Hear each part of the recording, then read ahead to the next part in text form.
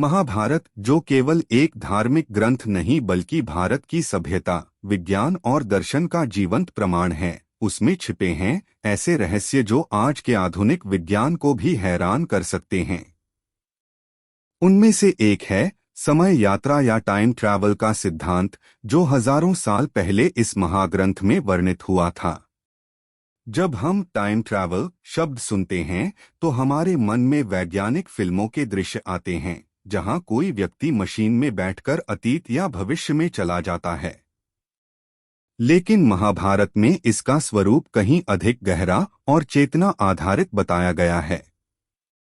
कथा के अनुसार महर्षि वेदव्यास द्वारा रचित इस महाकाव्य में समय केवल एक रेखा नहीं बल्कि एक चक्र है, जहां भूत, वर्तमान और भविष्य एक ही बिंदु पर अस्तित्व रखते हैं। इसका सबसे बड़ा उदाहरण है संजय की दिव्य दृष्टि, जिसने धृतराष्ट्र को युद्ध का हर दृश्य वास्तविक समय में बताया। आधुनिक वैज्ञानिक दृष्टि से देखें तो यह रियल टाइम ट्रांसमिशन या लाइव टेलीकास्ट जैसा था, लेकिन बिना किसी तकनीक के। क्या यह संकेत था कि उस युग में समय की सीमाएं पार करने वाली कोई मानसिक या आध्यात्मिक तकनीक मौजूद थी?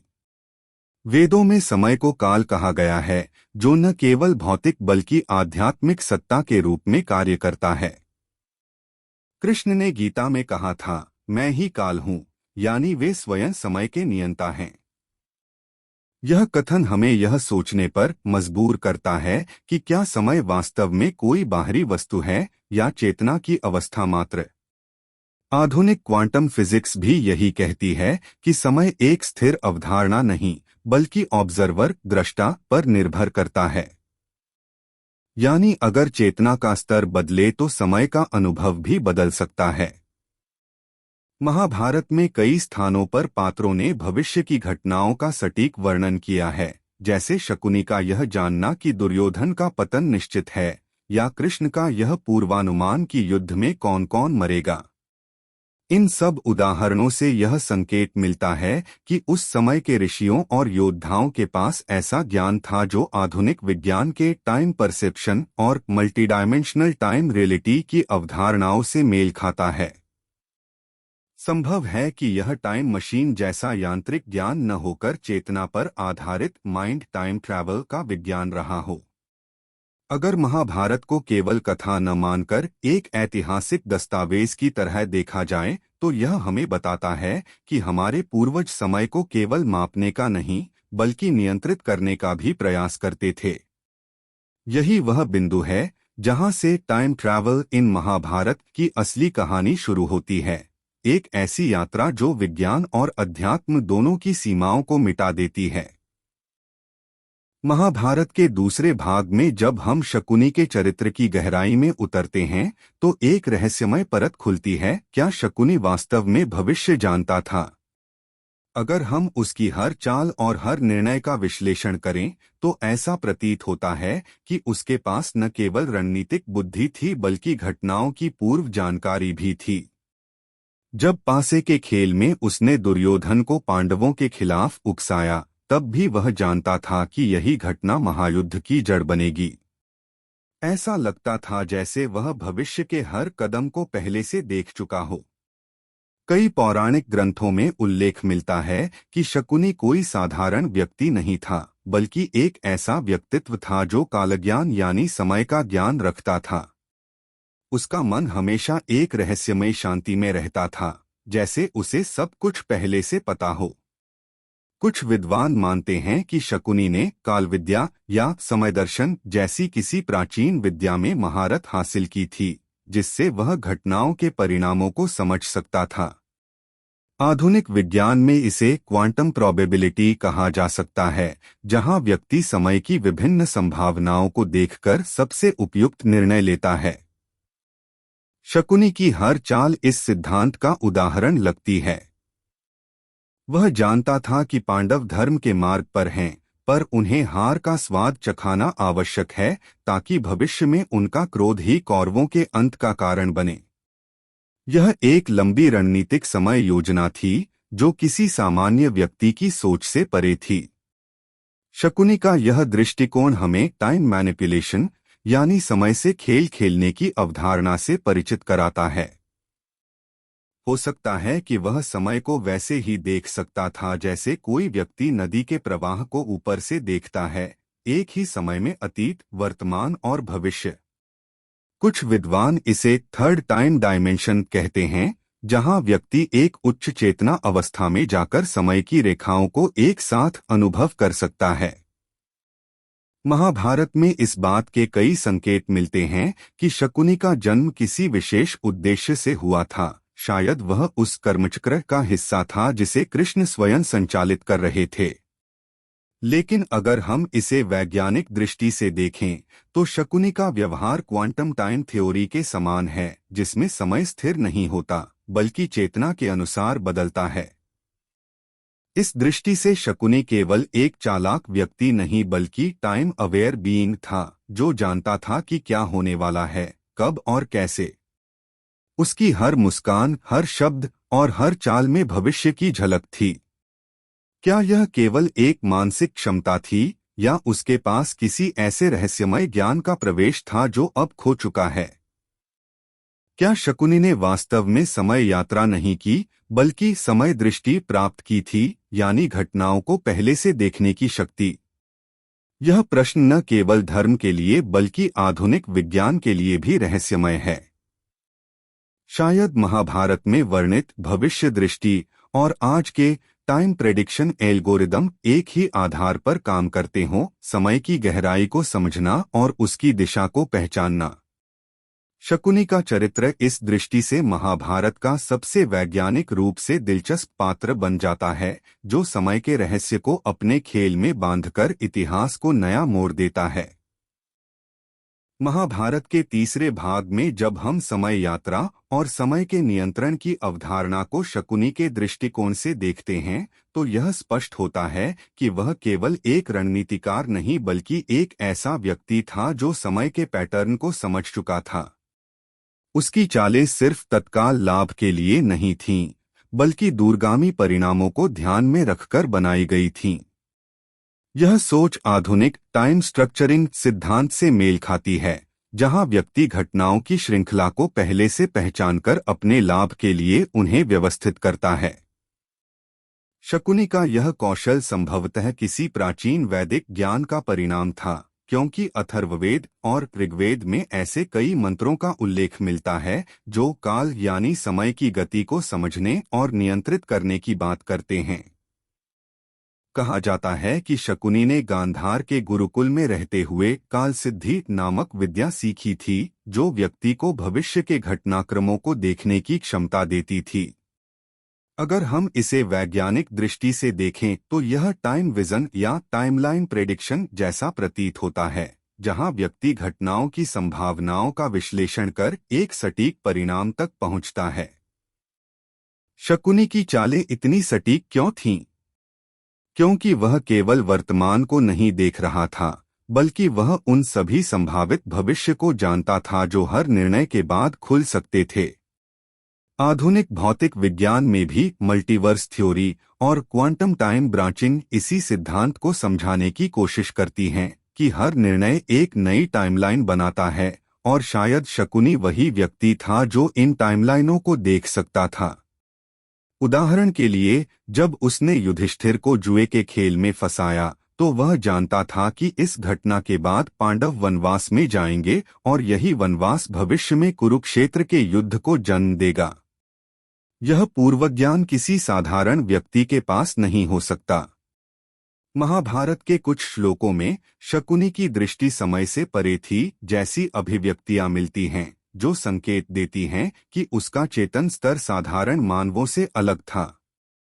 कुछ विद्वान इसे साइकोनॉटिक ट्रैवल यानी मानसिक रूप से समय में यात्रा करने की क्षमता कहते हैं, जो ध्यान और योग के माध्यम से प्राप्त की जा सकती है।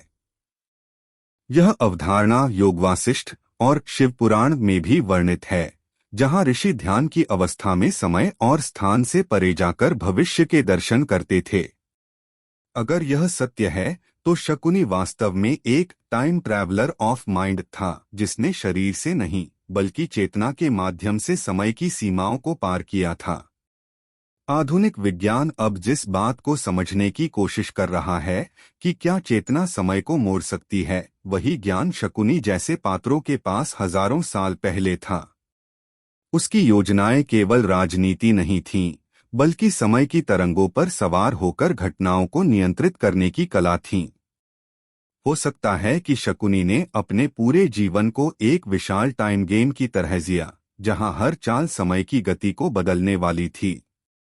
यह तथ्य हमें यह सोचने पर मजबूर करता है कि महाभारत केवल एक युद्ध कथा नहीं बल्कि टाइम मैनिपुलेशन का प्राचीन दस्तावेज भी है, जिसमें शकुनी जैसे पात्रों ने यह दिखाया कि भविष्य को केवल देखा नहीं जा सकता, बल्कि सही ज्ञान हो तो उसे बदला भी जा सकता है।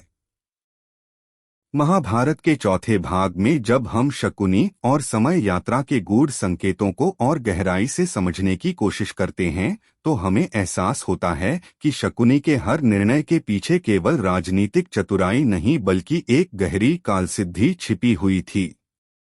कहा जाता है कि शकुनी अपने महल में कालचक्र नामक एक रहस्यमय यंत्र रखता था, जिसके माध्यम से वह भविष्य की घटनाओं का संकेत प्राप्त करता था। कुछ विद्वानों का मानना है कि यह कालचक्र दरअसल एक प्राचीन समयमापक यंत्र था, जो खगोलीय गणनाओं के आधार पर भविष्य की भविष्यवाणी कर सकता था। आधुनिक काल में हम इसे एस्ट्रोनॉमिकल टाइम कैलकुलेटर कह सकते हैं। पुरातात्विक खोजों में भी भारत के कई स्थलों पर ऐसे शिलालेख मिले हैं जिनमें समय की गति को समझने और भविष्य की घटनाओं को मापने की तकनीकों का उल्लेख है। शकुनी शायद उन्हीं प्राचीन परंपराओं का उत्तराधिकारी था, जिसने समय को केवल घड़ी की टिक टिक के रूप में नहीं बल्कि एक जीवित शक्ति के रूप में समझा था। कहा जाता है कि वह जब भी पासे फेंकता था तो उन पासों में मंत्रोच्चारण की ऐसी शक्ति होती थी जो केवल संयोग नहीं बल्कि निश्चित परिणाम उत्पन्न करती थी। यह मंत्र शक्ति क्वांटम इन्फ्लुएंस जैसी लगती है, जहां व्यक्ति की चेतना वास्तविकता के परिणाम को प्रभावित कर सकती है। शकुनी का यह ज्ञान किसी साधारण विद्या का हिस्सा नहीं था, यह उस युग की काल विद्या का प्रयोग था जिसे बहुत कम लोग जानते थे। अगर हम इसे आधुनिक विज्ञान के दृष्टिकोण से देखें, तो शकुनी का पासा किसी क्वांटम डिवाइस की तरह काम करता था, जो संभावनाओं को नियंत्रित कर सटीक परिणाम देता था। कुछ पुराणों में यह भी उल्लेख मिलता है कि शकुनी का पासा उसके पिता की हड्डियों से बना था और उन हड्डियों में संवेदन था, यानी चेतना। अगर यह सच है तो शकुनी वास्तव में एक साइंटिफिक ऑकल्टिस्ट था, जिसने ऊर्जा, चेतना और समय तीनों को मिलाकर घटनाओं को नियंत्रित करने की कला सीखी थी। यह विचार आधुनिक क्वांटम एंटेंगलमेंट सिद्धांत से मेल खाता है, जिसमें दो वस्तुएं एक दूसरे से ऊर्जा के स्तर पर जुड़ी रहती हैं, चाहे वे किसी भी समय या स्थान पर हों। शायद शकुनी अपने पिता की चेतना से जुड़े उस पासे के माध्यम से समय की सीमाओं को पार करता था और भविष्य की संभावनाओं को जान लेता था। इसी कारण उसकी हर चाल सटीक बैठती थी, जैसे वह पहले से जानता हो कि परिणाम क्या होने वाला है। यह तथ्य न केवल धार्मिक दृष्टि से बल्कि वैज्ञानिक दृष्टिकोण से भी रोमांचक है। शकुनी का यह चरित्र हमें यह सिखाता है कि महाभारत के युग में समय केवल एक मापन इकाई नहीं थी, बल्कि एक ऐसा तत्व था जिसे समझकर व्यक्ति भविष्य की दिशा को प्रभावित कर सकता था। आज भी कई वैज्ञानिक क्वांटम टाइम फील्ड पर शोध कर रहे हैं, और शकुनी का यह व्यवहार मानो हजारों वर्ष पहले उसी सिद्धांत का व्यावहारिक प्रयोग था। क्या यह संभव है कि महाभारत काल में ऐसी तकनीकें मौजूद थीं जो चेतना और समय को जोड़ सकती थीं? अगर ऐसा है तो शकुनी न केवल इतिहास का एक पात्र था, बल्कि समय यात्रा और चेतना विज्ञान का सबसे प्राचीन प्रतीक भी था। महाभारत के 5वें भाग में हम शकुनी के रहस्य को और गहराई से देखते हैं, जहां उसके पास केवल चालबाजी की कला नहीं बल्कि समय की धारा को समझने और बदलने की क्षमता दिखाई देती है। यह वही शक्ति थी जिसने उसे बाकी सभी पात्रों से अलग बनाया। कई विद्वान मानते हैं कि शकुनी ने अपने युवावस्था में एक विशेष तपस्या की थी, जिसे काल साधना कहा जाता है। इस साधना में व्यक्ति अपने मन और शरीर को समय की गति के साथ समन्वयित करता है ताकि वह अतीत, वर्तमान और भविष्य तीनों को एक साथ अनुभव कर सके। यह साधना त्रिकाल दर्शन के नाम से भी जानी जाती है। वेदों में वर्णित त्रिकालज्ञ यानी तीनों कालों का ज्ञाता शकुनी शायद उसी का एक जीवित उदाहरण था। महाभारत में उसका व्यवहार यह स्पष्ट करता है कि वह जानता था कौन कब क्या बोलेगा, कौन सा निर्णय किस परिणाम तक पहुंचेगा। जब उसने दुर्योधन को युधिष्ठिर को जुए के खेल में फंसाने की सलाह दी तो वह केवल तत्कालिक बदले की भावना से प्रेरित नहीं था, बल्कि उसे यह भी पता था कि इस खेल से जो घटनाएं शुरू होंगी वे अंततः एक महायुद्ध की ओर ले जाएंगी, जहां अधर्म का अंत और धर्म की पुनर्स्थापना होगी। यानी शकुनी स्वयं समय के चक्र का एक माध्यम था। अगर इसे वैज्ञानिक दृष्टि से देखें तो शकुनी का मस्तिष्क किसी क्वांटम कंप्यूटर की तरह काम करता था, जो असंख्य संभावनाओं का एक साथ विश्लेषण कर परिणाम की सबसे संभावित दिशा को चुनता था। उसकी सोच क्लासिकल लॉजिक पर आधारित नहीं थी, बल्कि पैरेलल रियलिटी विजन पर टिकी थी, जो किसी भी वैज्ञानिक को हैरान कर दे। यह वही क्षमता है जिसे आज के वैज्ञानिक क्वांटम सुपरपोजिशन कहते हैं, यानी एक ही समय में अनेक संभावनाओं का अनुभव करना। शायद यही कारण था कि शकुनी हर परिस्थिति में अगले कदम का अनुमान लगा लेता था। कुछ प्राचीन ग्रंथों में उल्लेख है कि शकुनी को कालांतर दृष्टि प्राप्त थी। यह एक ऐसी मानसिक अवस्था थी जिसमें व्यक्ति चेतना के माध्यम से समय के प्रवाह को अनुभव करता है। यह शक्ति उसे अपने निर्णयों को भविष्य के अनुसार ढालने की क्षमता देती थी। यदि हम इस अवधारणा को आधुनिक विज्ञान से जोड़ें तो यह टाइम डायलेशन जैसी लगती है, जैसा कि आइंस्टीन के सापेक्षता सिद्धांत में बताया गया है कि समय गति और गुरुत्वाकर्षण के अनुसार बदलता है। शकुनी का मस्तिष्क शायद इसी सिद्धांत को आत्मिक रूप से समझ चुका था। वह समय की गति को अपने मानसिक स्तर पर धीमा या तेज महसूस कर सकता था, जिससे उसे अन्य पात्रों की तुलना में निर्णय लेने का अधिक समय मिलता था। यही कारण था कि उसकी चालें दूसरों के मुकाबले अधिक सोच समझकर और सटीक होती थीं। वह जानता था कि समय एक रेखीय धारा नहीं बल्कि एक चक्र है, और वह इस चक्र के भीतर घटनाओं के पैटर्न को पहचान चुका था। शकुनी का यह ज्ञान केवल मिथक नहीं बल्कि चेतना विज्ञान और समय सिद्धांत के समन्वय का प्रतीक है। अगर आज के वैज्ञानिक उसकी विद्या को समझ पाते तो शायद टाइम ट्रैवल के कई रहस्य सुलझ जाते। शकुनी का यह रहस्य बताता है कि महाभारत केवल धर्म और अधर्म की कथा नहीं थी, बल्कि समय के विज्ञान और चेतना की शक्ति का सबसे पुराना ग्रंथ भी था, जहां शकुनी जैसे पात्रों ने यह सिद्ध कर दिया कि भविष्य कोई रहस्य नहीं बल्कि ज्ञान और चेतना से उसे देखा, समझा और बदला जा सकता है। महाभारत के छठे भाग में जब हम शकुनी की मानसिक शक्ति और समय से संबंधित उसकी समझ को और गहराई से परखते हैं तो यह स्पष्ट हो जाता है कि वह व्यक्ति केवल रणनीति का ज्ञाता नहीं था, बल्कि समय और चेतना के विज्ञान को समझने वाला एक अत्यंत उन्नत बुद्धिजीवी था। शकुनी का नाम जब भी लिया जाता है तो लोग उसके छल और षड्यंत्र को याद करते हैं, लेकिन बहुत कम लोग यह सोचते हैं कि उसकी चालों के पीछे एक गूढ़ वैज्ञानिक समझ छिपी थी। कहा जाता है कि शकुनी के पास एक ऐसी संवेदन क्षमता थी जिससे वह घटनाओं के सूक्ष्म स्तर पर हो रहे बदलावों को महसूस कर सकता था। यह उसी प्रकार की क्षमता थी जिसे आधुनिक विज्ञान में सेंसिंग टाइम फ्लो या टेम्पोरल अवेयरनेस कहा जाता है, यानी समय के प्रवाह में सूक्ष्म परिवर्तन को पहचानने की क्षमता। शकुनी जब जुए का खेल खेलता था तो उसकी नज़र केवल पासे पर नहीं होती थी बल्कि उस क्षण के काल प्रवाह पर होती थी। वह जानता था कि कब पासा फेंकना है ताकि परिणाम उसके पक्ष में आए। यह कोई संयोग नहीं बल्कि समय की सटीक समझ का परिणाम था। कुछ विद्वान यह मानते हैं कि शकुनी कालशून्य ध्यान की अवस्था में जा सकता था, जिसमें व्यक्ति समय की सीमाओं से मुक्त होकर अतीत और भविष्य दोनों को एक साथ देख सकता है। इस स्थिति को कालमुक्त चेतना कहा गया है, जिसका उल्लेख उपनिषदों में भी मिलता है। अगर हम इसे आधुनिक विज्ञान से जोड़े तो यह टाइम परसेप्शन बेंडिंग जैसा है, जिसमें व्यक्ति का मस्तिष्क समय की रफ्तार को अपनी चेतना के अनुसार धीमा या तेज महसूस करता है। शकुनी इस विद्या में इतना निपुण था कि उसे भविष्य के परिणाम पहले से दिखाई देते थे।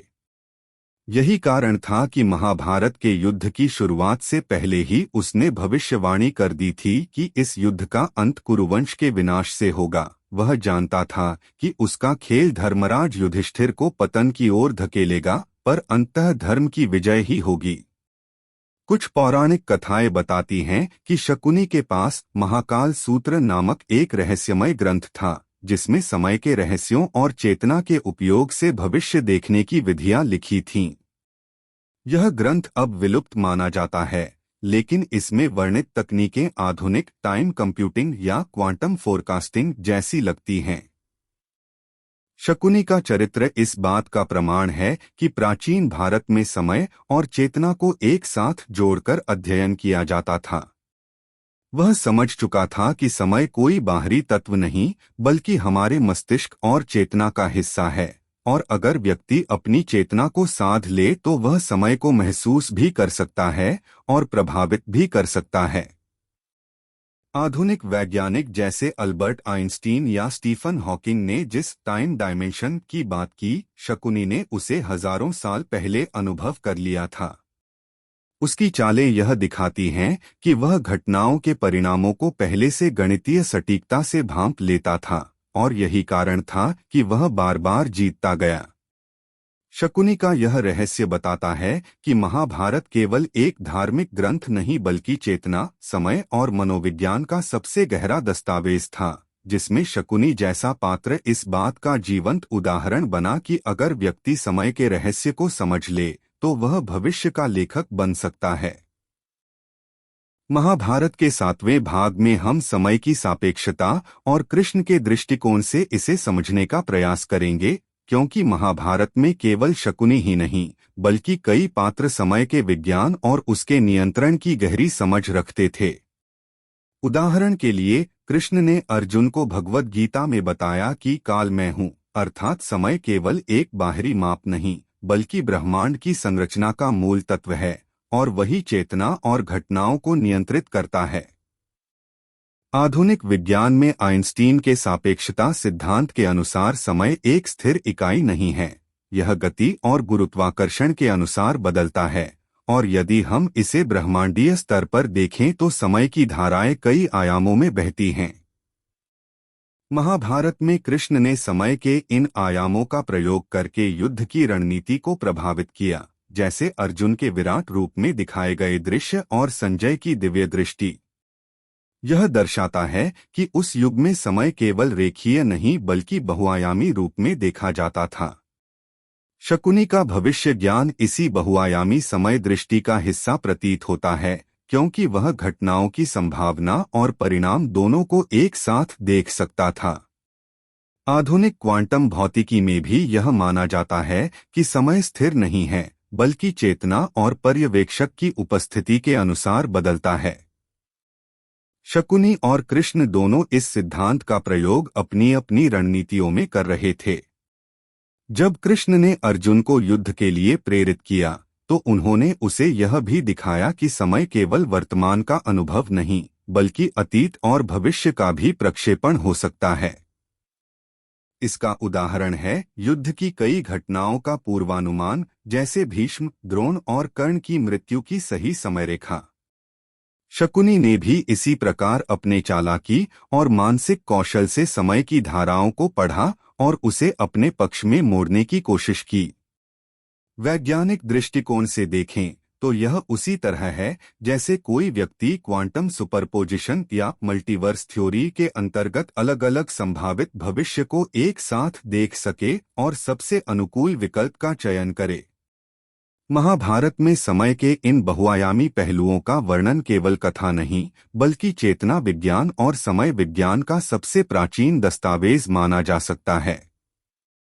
कृष्ण और शकुनी दोनों ही समय की धाराओं को पढ़कर अपनी योजनाओं को साकार कर रहे थे, लेकिन उनके उद्देश्यों में अंतर था। कृष्ण का उद्देश्य धर्म की रक्षा और न्याय की स्थापना था, जबकि शकुनी का उद्देश्य व्यक्तिगत लाभ और रणनीति थी। इस भाग में स्पष्ट होता है कि महाभारत केवल युद्ध की कहानी नहीं, बल्कि समय की सापेक्षता, चेतना की शक्ति और भविष्य की संभावना को समझने का अद्भुत विज्ञान भी है। यह दर्शाता है कि यदि कोई व्यक्ति समय के बहुआयामी स्वरूप को समझ जाए, तो वह घटनाओं के परिणाम को पूर्वानुमानित कर सकता है और अपने कर्म के अनुसार उसे नियंत्रित भी कर सकता है। यही कारण है कि शकुनी और कृष्ण जैसे पात्र समय के वास्तविक विज्ञान का प्रतीक बनते हैं, और महाभारत इस दृष्टि से केवल धार्मिक ग्रंथ नहीं बल्कि समय, चेतना और क्वांटम संभावनाओं का सबसे पुराना प्रमाण भी है।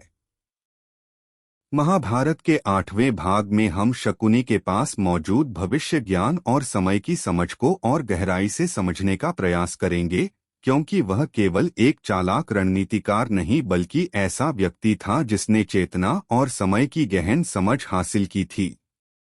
शकुनी की हर चाल और हर निर्णय इस बात का प्रमाण है कि उसके पास भविष्य की घटनाओं को जानने की क्षमता थी, जो आधुनिक विज्ञान के दृष्टिकोण से टाइम परसेप्शन मैनिपुलेशन या क्वांटम टाइम विजन जैसी लगती है। जब शकुनी ने दुर्योधन को युधिष्ठिर के खिलाफ जुए में उकसाया, तब वह केवल तत्काल परिणाम को नहीं देख रहा था, बल्कि भविष्य में होने वाले युद्ध और धर्म के उत्थान को भी ध्यान में रख रहा था। यह संकेत करता है कि शकुनी अपने निर्णयों में समय के बहुआयामी प्रवाह को समझता था और उसे अपने लाभ के लिए नियंत्रित करता था। कुछ पौराणिक ग्रंथों में उल्लेख मिलता है कि शकुनी ने विशेष ध्यान और साधना के माध्यम से कालदर्शन प्राप्त किया था, जिसमें वह अतीत, वर्तमान और भविष्य को एक साथ अनुभव कर सकता था। इसे आधुनिक विज्ञान के दृष्टिकोण से देखें तो यह किसी सुपरकॉन्शनेस या उच्च चेतना अवस्था के समान है, जहां व्यक्ति समय के प्रत्येक बिंदु को एक साथ देख सकता है। शकुनी का यह कौशल उसे केवल चालाकी और राजनीति में ही सक्षम नहीं बनाता था, बल्कि वह अपने मन और चेतना के माध्यम से समय की धाराओं को प्रभावित करने में भी सक्षम था। यह शक्ति आधुनिक क्वांटम सिद्धांतों जैसे सुपरपोजिशन और मल्टीवर्स से मेल खाती है, जहां हर निर्णय एक नई संभावित वास्तविकता उत्पन्न करता है और शकुनी उसी संभावित भविष्य को पढ़कर अपने लाभ के लिए योजना बनाता था।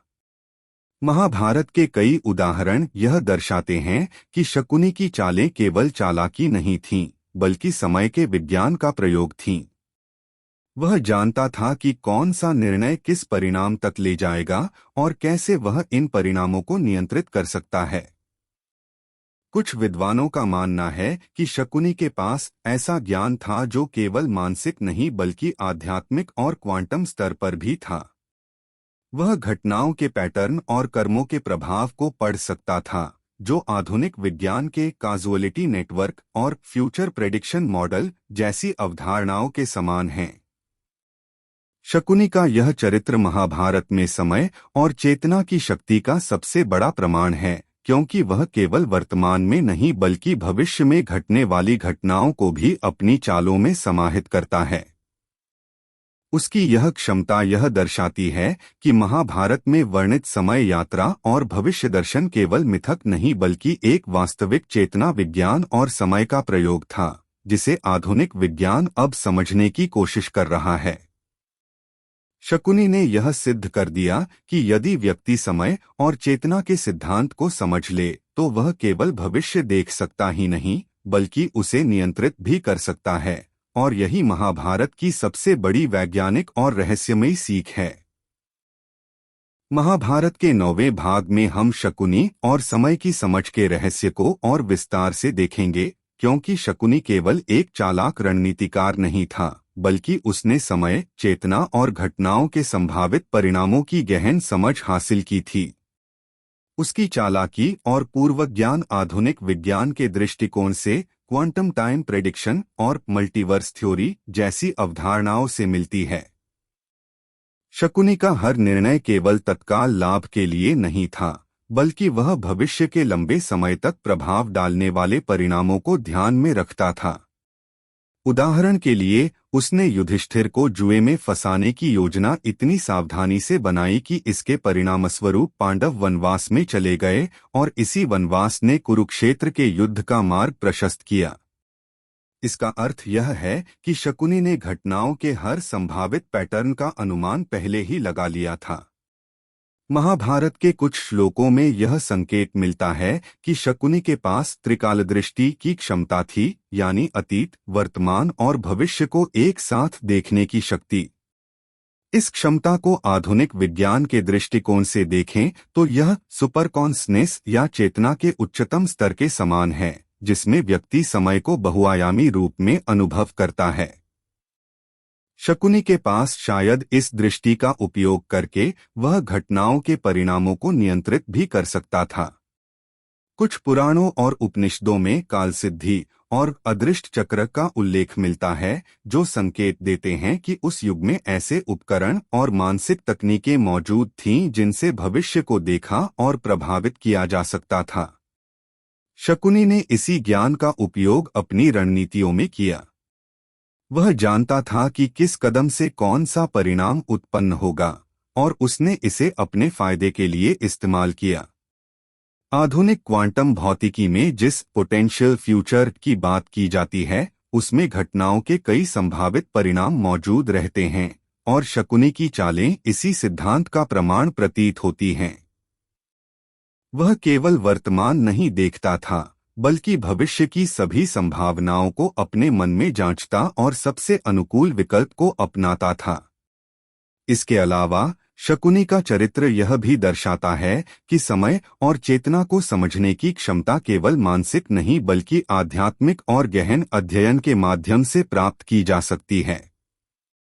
महाभारत में उसका यह दृष्टिकोण यह साबित करता है कि समय केवल एक रेखीय अवधारणा नहीं था, बल्कि एक जटिल, बहुआयामी और चेतना पर आधारित तंत्र था, जिसे समझकर व्यक्ति भविष्य को देख सकता था और उस पर प्रभाव डाल सकता था। शकुनी के चरित्र से यह सीख मिलती है कि यदि समय और चेतना के रहस्यों को समझा जाए, तो घटनाओं के परिणामों को पूर्वानुमानित करना और उन्हें नियंत्रित करना संभव है। और यही महाभारत का सबसे बड़ा रहस्य और वैज्ञानिक संदेश है, जिसे आधुनिक विज्ञान अब धीरे धीरे समझने की कोशिश कर रहा है। महाभारत के 10वें और अंतिम भाग में हम शकुनी के समय विज्ञान और भविष्य दर्शन की गहनता को अंतिम रूप से समझने का प्रयास करेंगे, क्योंकि उसका चरित्र केवल एक रणनीतिक चालाकी नहीं बल्कि प्राचीन चेतना और समय विज्ञान का प्रतीक है। शकुनी की हर चाल, हर योजना और हर निर्णय इस बात का संकेत देता है कि वह केवल वर्तमान की परिस्थिति में नहीं बल्कि भविष्य की संभावित घटनाओं को भी अपनी रणनीतियों में समाहित करता था। जब उसने दुर्योधन को पांडवों के खिलाफ उकसाया, तो वह जानता था कि इसके परिणामस्वरूप पांडव वनवास में जाएंगे, जिससे महायुद्ध के लिए परिस्थितियां तैयार होंगी। यह समझ केवल साधारण बुद्धि से संभव नहीं, बल्कि इसे प्राप्त करने के लिए व्यक्ति को त्रिकालदृष्टि यानी अतीत, वर्तमान और भविष्य की समग्र दृष्टि प्राप्त होनी चाहिए। पुराणों और उपनिषदों में वर्णित कालसिद्धि और ध्यान मार्ग यही संकेत देते हैं कि शारीरिक और मानसिक साधना के माध्यम से व्यक्ति समय की बहुआयामी धाराओं को अनुभव कर सकता है। आधुनिक विज्ञान में जिस मल्टीवर्स और क्वांटम सुपरपोजिशन का सिद्धांत है, उसमें प्रत्येक घटना के कई संभावित परिणाम एक साथ मौजूद रहते हैं और शकुनी का व्यवहार इन सिद्धांतों के समान प्रतीत होता है। वह प्रत्येक निर्णय को उन सभी संभावित परिणामों के आधार पर तैयार करता और सबसे अनुकूल विकल्प को अपनाता। इसके अलावा शकुनी की मानसिक शक्ति इसे संभव बनाती थी कि वह केवल भविष्य की घटनाओं को देख न केवल समझ सके, बल्कि उन्हें प्रभावित भी कर सके। यह दृष्टिकोण आधुनिक टाइम मैनिपुलेशन और फ्यूचर प्रेडिक्शन मॉडल्स से मेल खाता है। महाभारत में शकुनी का चरित्र इस बात का प्रमाण है कि प्राचीन भारतीय ग्रंथ केवल धार्मिक कथा नहीं बल्कि चेतना और समय विज्ञान का जीवंत उदाहरण हैं। उसका यह रहस्य बताता है कि यदि किसी व्यक्ति के पास समय की बहुआयामी समझ और चेतना की गहन शक्ति हो तो वह न केवल भविष्य देख सकता है बल्कि उसके परिणामों को नियंत्रित भी कर सकता है। शकुनी ने अपने जीवन को एक व्यापक टाइम गेम की तरह जिया, जिसमें हर चाल और हर योजना समय की गति और बहुआयामी प्रवाह के अनुसार संचालित होती थी।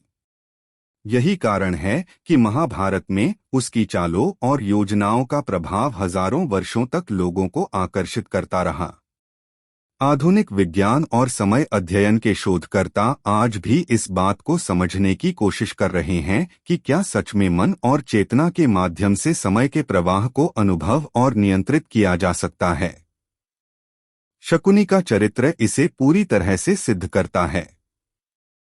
महाभारत केवल युद्ध, धर्म और अधर्म की कथा नहीं, बल्कि समय, चेतना और भविष्य दर्शन का सबसे पुराना और गहन विज्ञान भी है, और शकुनी इसके जीवंत प्रमाण हैं। उसकी चालाकी, ज्ञान और समय की समझ इस बात का सबूत है कि भविष्य केवल अनुमान नहीं, बल्कि चेतना और ज्ञान से देखा और नियंत्रित किया जा सकता है। यही महाभारत का सबसे बड़ा रहस्य और वैज्ञानिक संदेश है, जो आज भी आधुनिक विज्ञान और मानव चेतना के लिए रहस्यमय और प्रेरक बना हुआ है।